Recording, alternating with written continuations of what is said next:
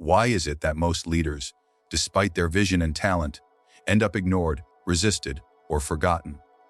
Because they cling to the desperate need to be liked. But history teaches us a darker truth: greatness is not born from pleasing everyone.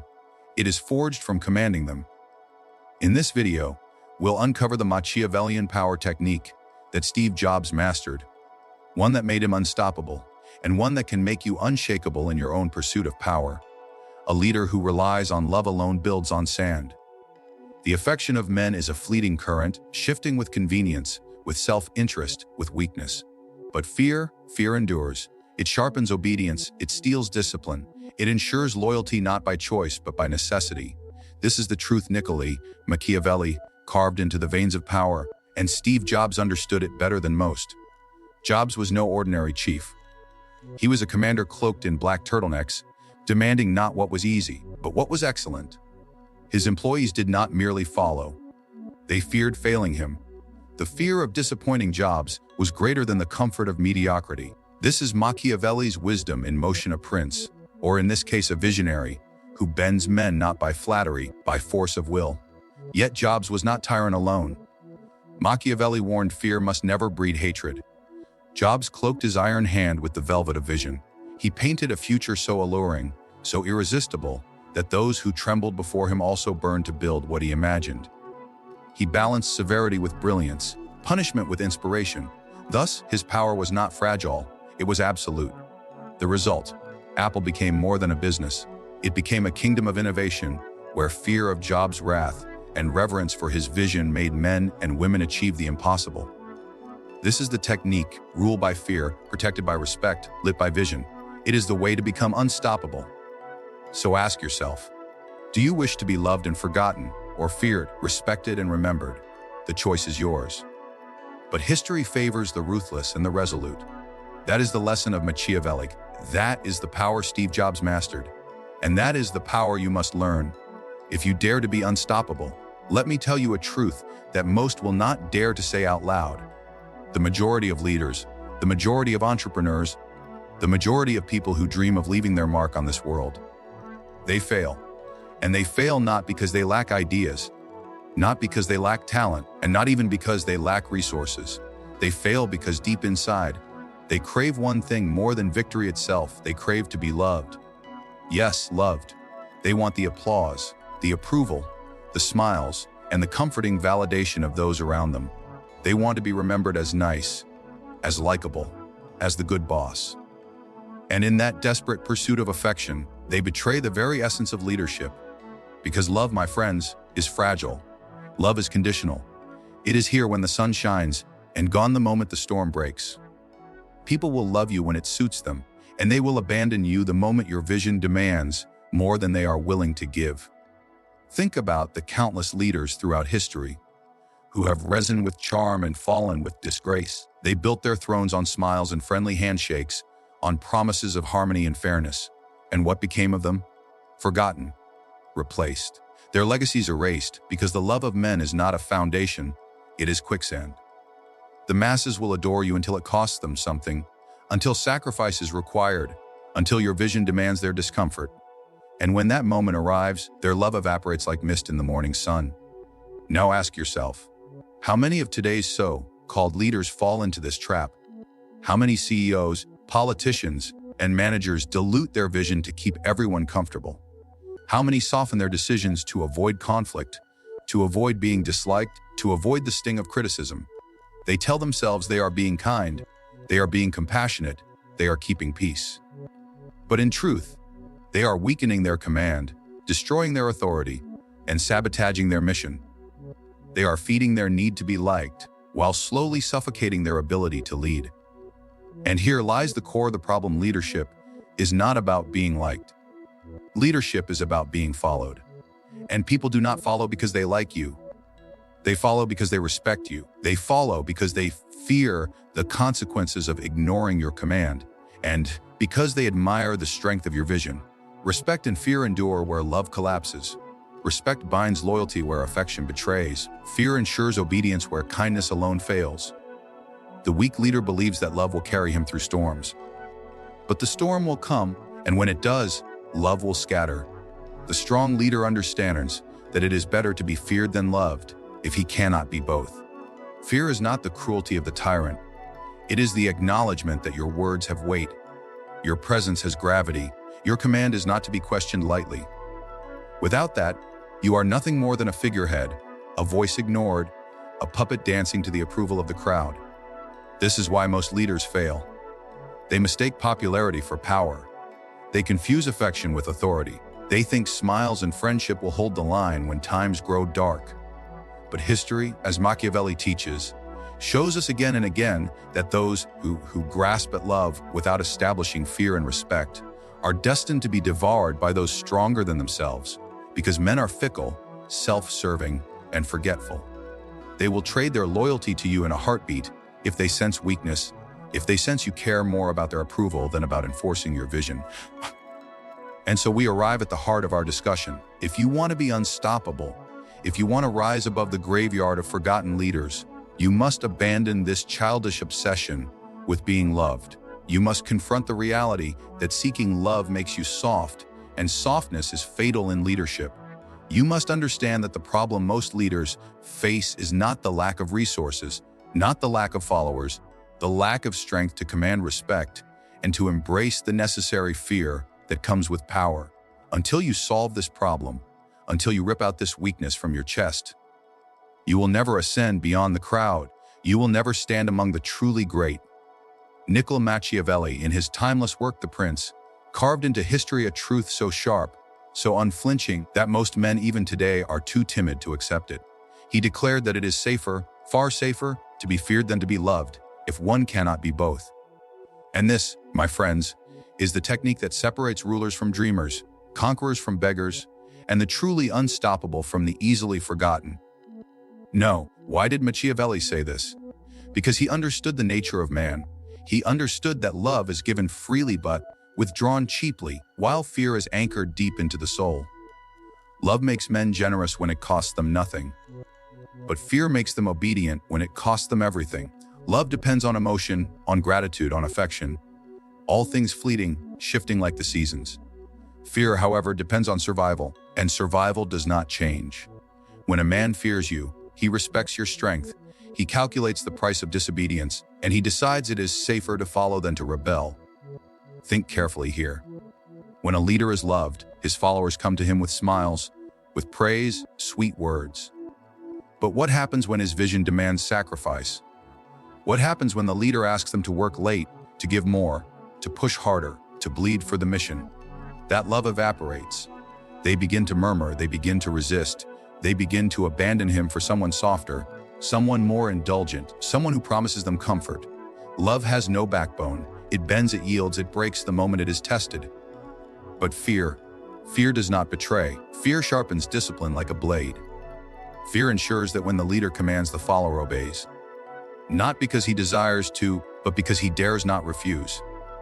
This is the essence of Machiavelli's technique.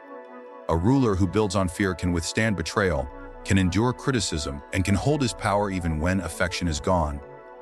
Because fear endures where love fades. Yet do not misunderstand this teaching. Machiavelli never argued for cruelty without wisdom. He warned that while fear is necessary, hatred is dangerous. A ruler must wield fear like a scalpel, not a hammer. He must command respect without breeding resentment. He must punish swiftly but fairly, demand obedience but inspire through vision. The balance is delicate, too little fear, and men will not respect you, too much cruelty, and they will conspire to destroy you. The leader who masters this balance becomes untouchable. He walks among his people with an aura, a presence, a weight that no mere affection could ever produce. This is why Machiavelli's advice is eternal. For in every age, the weak crave love, while the strong secure fear. In the courts of kings, in the palaces of emperors, in the boardrooms of corporations, the same truth reigns. To be loved is a luxury, to be feared is a necessity. Men will betray those they love if it benefits them, but they will not betray those they fear, for the cost of betrayal is too great. Love invites disobedience. Fear prevents it. Consider the battlefield. Soldiers may love their commander, they may praise his kindness, they may laugh at his jokes. But when the arrows fly and the blood flows, what keeps them in formation? Not love, It is fear of the punishment for desertion, fear of dishonor, fear of the commander's wrath. And yet, alongside this fear, there can exist respect, even admiration, for the leader's strength. This combination is unshakable fear to bind obedience, respect to inspire loyalty. Together, they make a leader unmovable, indomitable, unstoppable. Now bring this into our world today. The modern leader faces the same dilemma. Will you choose to be loved or to be feared? Those who choose love end up soft, compromised, irrelevant. Their people do not push boundaries for them, do not sacrifice for them, do not obey when it matters most. But those who wield fear, carefully, strategically, wisely, command results. They demand excellence and they receive it. They set standards and no one dares lower them. They create a culture where mediocrity is not tolerated, where obedience is instinct, and where loyalty is not optional but inevitable. This is the Machiavellian technique: fear as the cornerstone of authority, respect as the shield, and vision as the fire that prevents fear from turning into hatred. Steve Jobs was not a man who asked politely. He was a man who demanded, who commanded, who pulled from people work they did not even believe they were capable of producing. When you walked into his orbit, you did not bring excuses, you did not bring mediocrity, and you did not bring half-hearted effort, because to disappoint Jobs was to face a wrath sharper than any reprimand. And yet, behind that fear was something even more powerful: the knowledge that if you survived his standards, you would be part of something immortal. Jobs understood instinctively what Machiavelli had written centuries before. To lead is not to be liked. To lead is to be feared enough that no one dares hand you mediocrity. His employees were not afraid of losing their jobs. No, their fear was far deeper. They feared his disappointment, his scorn, the cold silence that cut deeper than anger. They feared being seen as less than excellent in his eyes. That fear forced them to stretch their abilities, to work nights, to rewrite code, to redesign prototypes again and again until they reached perfection. Jobs created an environment where anything less than brilliance was unacceptable. This is what made him unstoppable. While other leaders negotiated with compromise, Jobs annihilated compromise. Where others praised effort, he demanded results. Where others cushioned failure, he exposed it, stripped it bare, and forced his people to confront it until it was corrected. This is the execution of Machiavelli's principle: fear sharpened into a tool, wielded with precision, never allowing his vision to be diluted. And yet, the fear he inspired was not hatred, because Machiavelli warned, when fear turns to hatred, power collapses. Jobs avoided this collapse with one masterstroke. He cloaked his severity in vision. When he tore down someone's idea, when he shouted in a meeting, when he demanded impossible deadlines, he did it not out of cruelty, but out of obsession with a dream larger than any individual. His people saw it, they felt it. They feared him, yes, but they also believed in him. They believed that enduring his wrath meant contributing to history. This is why they tolerated his storms, why they stayed, why they sacrificed. Fear made them obey, vision made them endure. The perfection he demanded was legendary. He would walk through the factory floor and rage at the slightest imperfection in a circuit board. An imperfection no consumer would ever see. He would force designers to scrap entire projects weeks before launch because the product did not feel magical enough. His engineers feared those moments. Those very moments forged Apple's identity.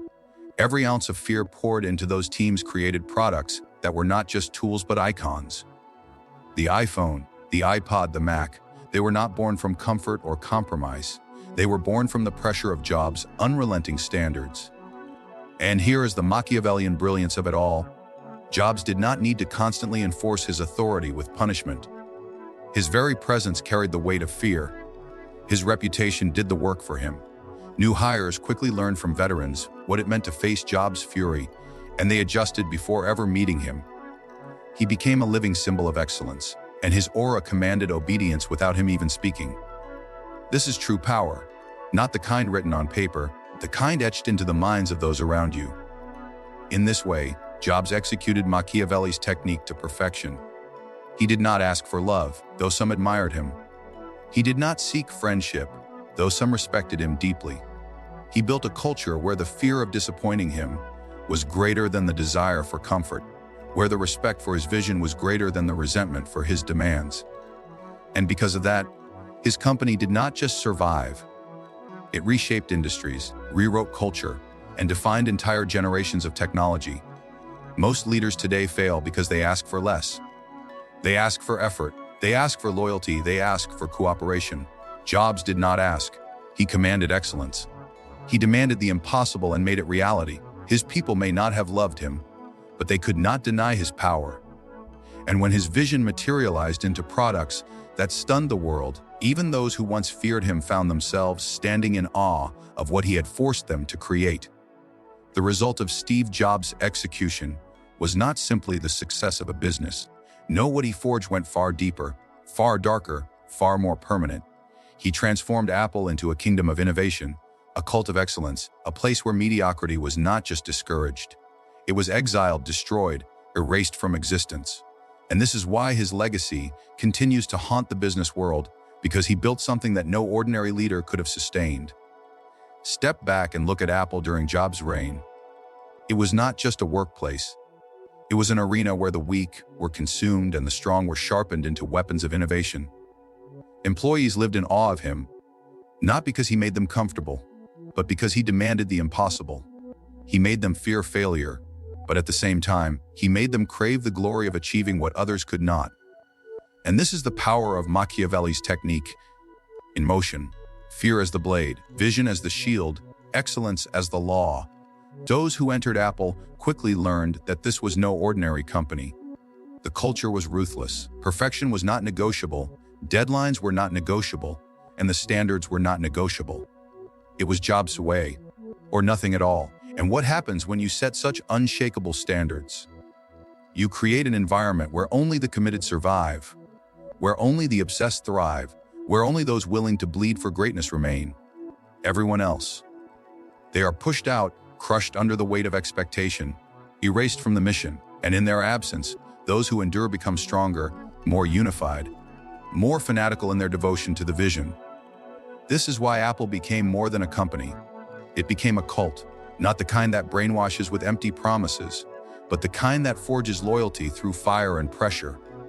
Jobs was the high priest of excellence, and his followers were bound not by kindness, not by affection, but by the fear of failing him and the pride of being part of something greater than themselves. They worked insane hours, they sacrificed comfort, they endured his storms, because they knew they were part of history being written in real time. To quit was shameful, to fail was unbearable, to succeed was immortality. Think of what this did to Apple's products. Every device was not just designed, it was consecrated. Every curve, every pixel, every detail bore the weight of Jobs' standards. His people worked as if they were crafting relics, not machines. This obsessive devotion, born of fear and hardened by respect, produced objects that were not only functional but iconic. The iPhone was not simply a phone. It was a revolution in your pocket. The iPod was not simply music. It was music reborn. The Mac was not simply a computer. It was a symbol of identity, a declaration of taste, badge of belonging to the cult of Apple. And the world responded. Customers did not just buy Apple products, they worshipped them. They lined up for hours, even days, to be the first to touch them. They treated Apple launches like religious ceremonies, complete with ritual, anticipation, and devotion. This was not an accident. This was the result of Jobs' technique, the Machiavellian execution of fear, respect, and vision. By demanding perfection inside his company, he created products so powerful that they commanded loyalty outside of it. Apple's customers became disciples, evangelists, willing to defend the brand with the same fanaticism that his employees live with behind closed doors. And yet, the genius of it all is that this culture did not feel like tyranny to those who endured. For the chosen few who could withstand Jobs' fire, Apple was the ultimate proving ground. It was the place where they could test themselves against the highest standards and emerge transformed. They did not just work on projects. They lived them, breathed them, sacrificed for them. And in doing so, they earned a sense of pride, of identity, that no paycheck alone could ever provide. They were part of a cult of excellence, a living monument to Jobs' vision. This is why Apple dominated, why competitors could not keep up. Other companies built products, Apple built legacies. Other leaders begged for loyalty, Jobs commanded it. Other teams worked for bonuses, Jobs' teams worked for immortality. And in this difference lies the undeniable result of Machiavelli's power technique executed without mercy. Apple was not a company that asked what people wanted.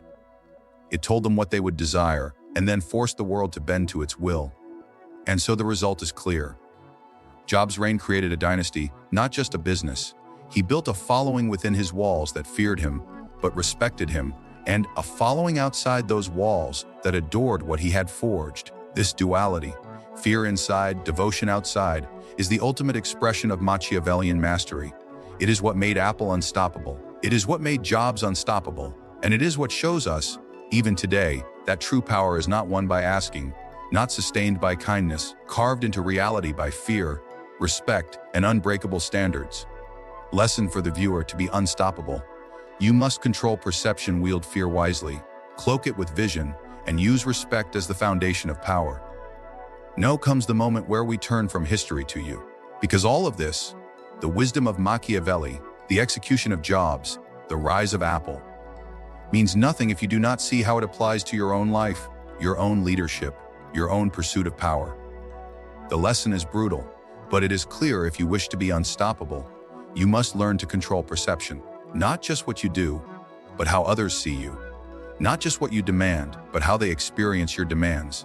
For power is never merely about action. It is about the shadows your action casts in the minds of others.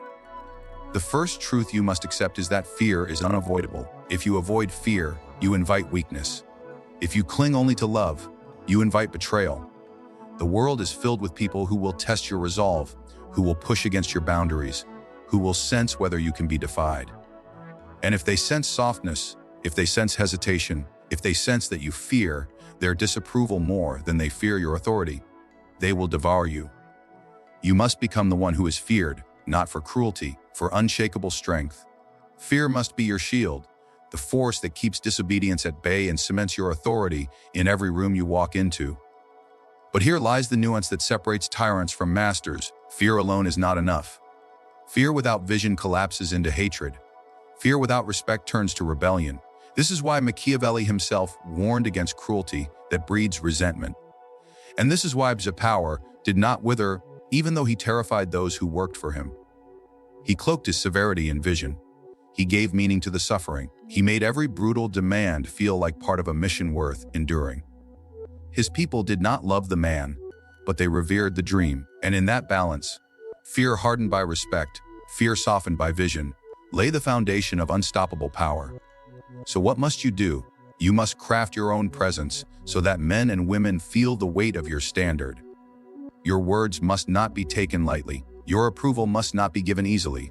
Your anger must not erupt often, but when it does, it must strike like thunder. You must wield fear wisely, sparingly, unmistakably. People must know deep in their bones that disobedience has a cost, that mediocrity will not be tolerated, that standing in your presence demands a higher standard. This is not cruelty. This is necessity. For without it, your vision will collapse under the weight of compromise. But wielding fear alone is not mastery. To become unstoppable, you must cloak it with vision. People will endure hardship. They will swallow their pride. They will even endure your wrath, if they believe it is in service of something greater than themselves. Jobs mastered this. His employees accepted humiliation, exhaustion, and endless pressure because they believed they were building the future. They believed that their suffering was a crucible forging history. And so must you give people a dream, a horizon, a mission so compelling that the fear of disappointing you becomes not just punishment, but a necessary cost of greatness. When you do this, you do not merely lead people. You enslave their ambition to your vision. And then comes the final layer: respect. Respect is the foundation that keeps fear from turning to hatred. Respect is born not from kindness, but from consistency, from strength, from the knowledge that you do not bend when others beg you to. Respect grows when you make demands of others, but make even greater demands of yourself. Respect is cemented when people see that your severity is not vanity, but necessity, that your standards are not whim, but law. When you command respect, fear becomes obedience and vision becomes loyalty. This trinity, fear, vision, respect, is the formula of the unstoppable. But understand this: controlling perception is not about acting. It is not a mask you wear for a moment and remove when the room is empty. It must become who you are. If people sense pretense, they will exploit it. If they sense weakness behind the mask, they will conspire against you. You must embody this technique until it is inseparable from your identity. You must become the man or woman whose presence shifts the air in the room, whose silence is heavier than another's speech, whose command is carried out not because you plead, because no one dares question it. This is the lesson Machiavelli wrote, and this is the lesson jobs live to be unstoppable. You must rule not with affection, but with authority. You must control perception. You must wield fear wisely, cloak it in vision, and build respect as your fortress. Love will betray you. Approval will abandon you. But fear, respect, and vision, together, will make you untouchable. They will make you the leader people may not love, but will follow relentlessly. And in the end, history remembers those who commanded, not those who begged. So what does all of this reveal? That greatness, true greatness, does not belong to those who beg for love or chase approval. It belongs to those who dare to embrace fear, who wield it not recklessly, but strategically, who cloak their severity with vision so powerful that it binds loyalty stronger than affection ever could. This was Machiavelli's eternal law, and this was Steve Jobs' living proof. He was not unstoppable because he was loved. He was unstoppable because he was respected, feared, and followed relentlessly toward a future only he could see. And now the question falls on you. Will you lead like the countless forgotten? Soft, agreeable, desperate to be liked? Or will you take up the mantle of power? Will you command? Will you demand? Will you sharpen fear into obedience and forge respect into unbreakable loyalty? History remembers only the few who dare to rule with this iron balance. The rest vanish into dust. The choice is yours. But remember, if you seek to be unstoppable, you must not ask for permission. You must seize it.